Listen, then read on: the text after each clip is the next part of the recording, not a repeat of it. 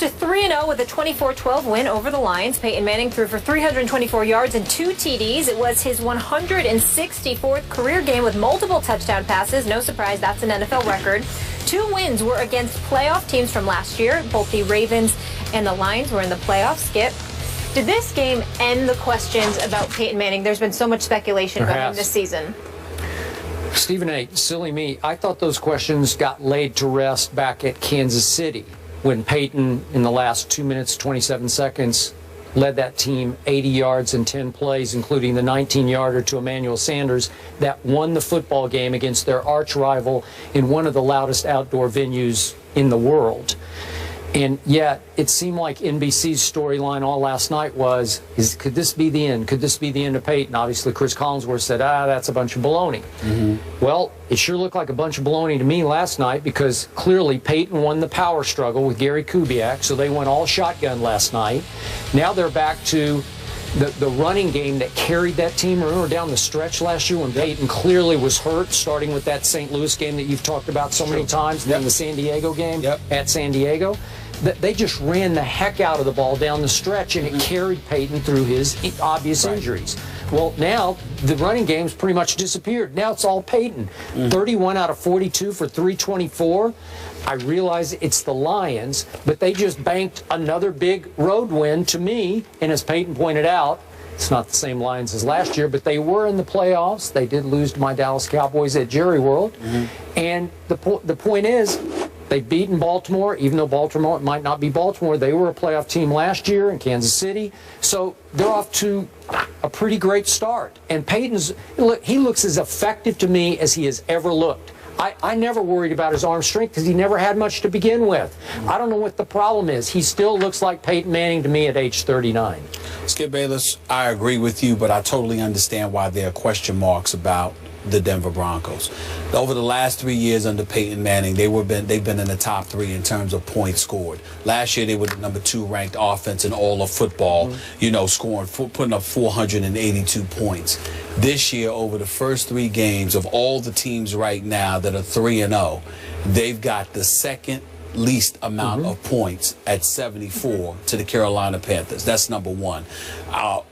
But also, Denver somewhat reminds me of Baltimore. Certainly Flacco is no comparison to Peyton Manning in my opinion, even though they both have the same amount of Super Bowl victories. They do. But the flip side to it is that just like Justin Forsett has lost his game and can't seem to run the football for the Baltimore Ravens, C.J. Anderson ain't doing it for the Denver Broncos. Is that him or the line? Well, it could be the line. It could be the line. But at the end of the day, we have to look. We have to look at what you have. Now, the line obviously was formidable. They've changed bodies like 3 or 4 different dudes on the offensive line. Positions. You're absolutely right. So you got to take that. And I appreciate that. Thank you. So you got that going on. But ultimately, at the end of the day, even when there was some question marks due to injuries in the past with the offensive line last year, we looked at a C.J. Anderson. The year before that, it was, you know, it was Monty Ball, and I forgot that another name escapes me. I got brain lock right here, right now. But no Sean Moreno. Right. So you've got that going on. So you had all of that, and they were running the ball relatively effectively. That's not happening right now. Okay. But I will say that that's the problem, and I think that's the question mark of why people are looking at Peyton Manning. But I agree with you. I think it's much ado about nothing because he can still do it. The biggest what I took from last night's game, the Detroit Lions. It was a competitive game, 14-12 at one point, and I still wasn't interested, and I couldn't figure out why. And then, bam, it hit me. And Ndamukong Suh being gone from that defense, that mystique is gone. They're ranked 25th defensively, 27th against the pass, 20th against the rush. Nothing nasty at all about their defense. That's a problem. That in combination, there is just Megatron is no longer Megatron. Not that guy. He's not that guy. We've been talking about Dez Bryant, Antonio Brown, Demaryius Thomas, Julio Jones. We used to put Charles Johnson, Megatron, in that category. Sure. He was number 1. Well, he was the guy. And I'm saying, I loved watching I'm him. in no way saying that he's finished. I am saying that the first 3 games of this season has told us that he is out of that category. You know, I've come to the belief that Megatron made Matt Stafford. And I didn't used to think that, but Matt Stafford could just fling it up in the air. He looks ordinary now. Yeah, he looks ordinary now. All right, moving on, you guys. You mentioned Miami. Buffalo crushing their AFC rival Miami on their home turf. Up next, we're going to discuss that. That seat is getting hot down there in Miami for Joe Philbin. Will they be calling for his job? We'll tell you if it's on the line. That's coming up next on First Take. Dolphins lost their most lopsided home opener in team history, losing 41-14 to the Bills. This coming on the heels of a 23-20 loss to the Jaguars. That was in Week 2. Here is head coach Joe Philbin after the loss. The third game of the season. I mean, I wish we were playing better, but we are what we are right now. We're going to take a look at the tape and, you know, look into everything we're doing and make decisions that can help us become better quicker. I mean, there's no magic potion. I wish if I had a magic potion, I would have brought it out earlier. You know, going into the game, you know, we were fifth in the NFL in scoring defense. Obviously, we're not going to be that coming out of the game. And we didn't play very well on defense today whatsoever, and we have to do better. Stephen A., is it time for Philbin to go? Yes, it is. It's not something that I like to say. I'm sure that the man is knowledgeable about the game of football. I'm certainly not qualified to debate X's and O's and to dissect him to the degree that, you know, I'm qualified to sit there and say he's incompetent. I certainly would not. I'm not accusing Joe Philbin of that. What I'm saying is that he's not inspirational. He doesn't inspire. This team has never been 8-8 under his stewardship. This is his fourth season. He was 7-9 the first year, 8-8 the second year, 8-8 the third year, and now here they are. They have looked bad all 3 games, including their opening victory of the season against the Redskins. I just look at him. They're uninspiring at all. Now, everybody's been pointing the finger at Ndamukong Suh. I see effort. I see him I'm seeing them get double-teamed. I'm seeing them get triple-teamed. I thought Cameron Wake would do a better job playing alongside him on the line. That isn't taking place, and they absolutely positively can't defend against the run because they're ranked 30th in rushing. And you know, Tyrod Taylor and those boys did their thing. But Philbin got out-coached yesterday. Rex Ryan, and they just confused him. They ran the ball when he thought they would pass. You know, when he thought they would pass, they passed the ball when he thought they would run. And Philbin just seems to be anemic, just totally lifeless when it comes to really inspiring these guys to play some daggone football. And that's a very, very big thing in the sport of football. It can't just be about X's and O's.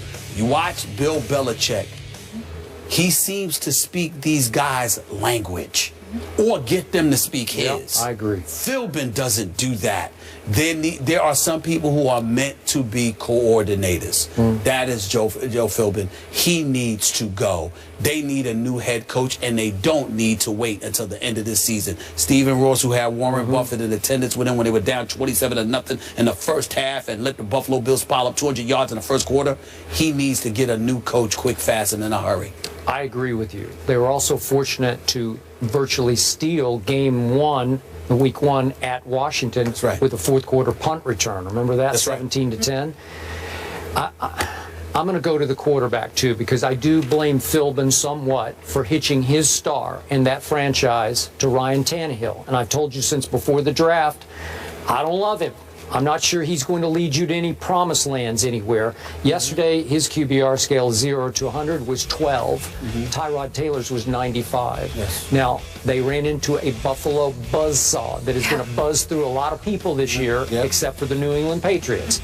But in this case, they gave up, that defense, anchored by Sue, gave up 428 yards and 41 points. But meanwhile, Tannehill doesn't help you because he throws 3 interceptions. So first half. Yeah, and you're going to lose. You're going to get blown out at home if you're going to throw 3 first half interceptions in your home opener.